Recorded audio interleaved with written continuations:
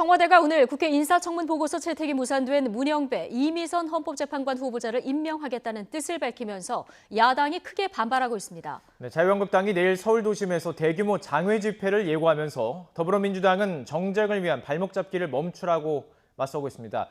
여야 갈등이 더 커지고 있습니다. 국회로 가보겠습니다. 최민기 기자. 네, 국회입니다. 네, 임명이 강행되면 반발이 더 커질 텐데요. 한국당 주말에 대규모 장외 집회를 열겠다 이렇게 예고를 한 상황이죠. 네, 그렇습니다. 이미선 헌법재판관 임명을 둘러싼 여야 갈등의 수위가 높아지고 있습니다. 이 후보자 임명에 반발한 자유한국당은 당장 주말인 내일 이 서울 광화문에서 당원과 지지자 만여 명가량이 참석하는 대규모 장외 집회를 열 계획입니다.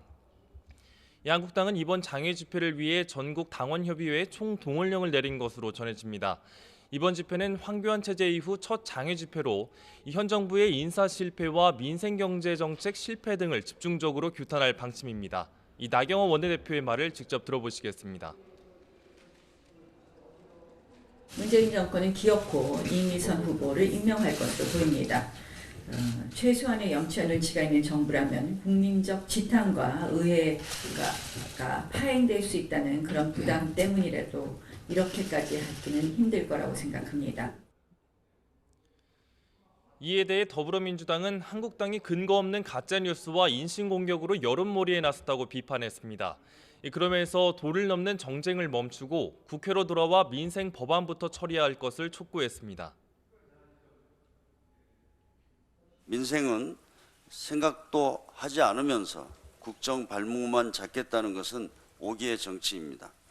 한국당이 갈 곳은 청와대 앞이 아니라 이곳 국회입니다.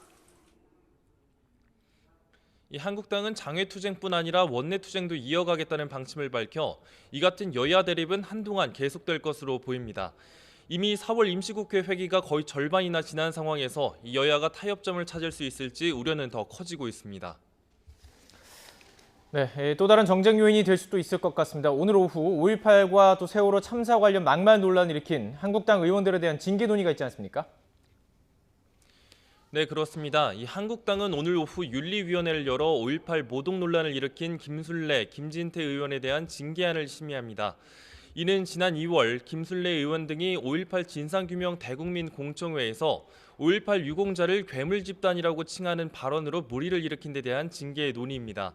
그간은 두 의원의 전당대회 출마를 이유로 징계를 미뤄왔지만 이 5.18 기념일이 한 달 앞으로 다가온 만큼 당내부에서도 더는 미룰 수 없다는 판단인 것으로 전해졌습니다.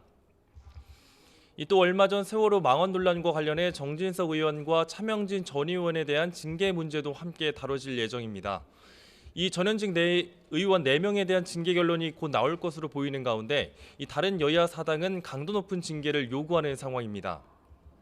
이 한국당 지도부가 국민 여론에 맞게 엄정하게 처리하겠다고 밝힌 가운데 이 당내 일각에서는 보호해야 한다는 의견도 나와서 윤리위원회가 어떤 결론을 내릴지 관심이 쏠리고 있습니다.